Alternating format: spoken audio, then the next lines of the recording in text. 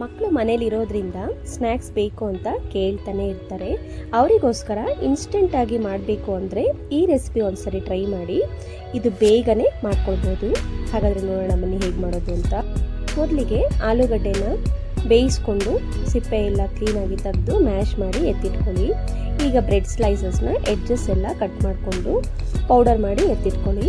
ಈಗ ಒಂದು ಬೌಲಲ್ಲಿ ಮ್ಯಾಶ್ ಮಾಡಿದ ಆಲೂಗಡ್ಡೆ, ಬ್ರೆಡ್, ಕಟ್ ಮಾಡಿದಂತಹ ಕೊತ್ತಂಬರಿ ಸೊಪ್ಪು, ಹಸಿಮೆಣಸಿನ್ಕಾಯಿ, cornflour, chilli flakes, pasta seasoning ಹಾಗೆ ರುಚಿಗೆ ತಕ್ಕಷ್ಟು ಉಪ್ಪನ್ನು ಸೇರಿಸ್ಕೊಂಡು ಚೆನ್ನಾಗಿ ಮಿಕ್ಸ್ ಮಾಡಿ ವಿಡಿಯೋದಲ್ಲಿ ತೋರಿಸೋ ರೀತಿ ರೋಲ್ ಮಾಡಿಕೊಂಡು ನಿಮಗೆ ಯಾವ ಸೈಜ್ ಬೇಕೋ ಆ ಸೈಜ್ ಕಟ್ ಮಾಡಿ ಒಂದು ಫೋರ್ಕ್ ಸಹಾಯದಿಂದ ಈ ರೀತಿಯಾಗಿ ಶೇಪ್ ಕೊಡ್ಬೋದು.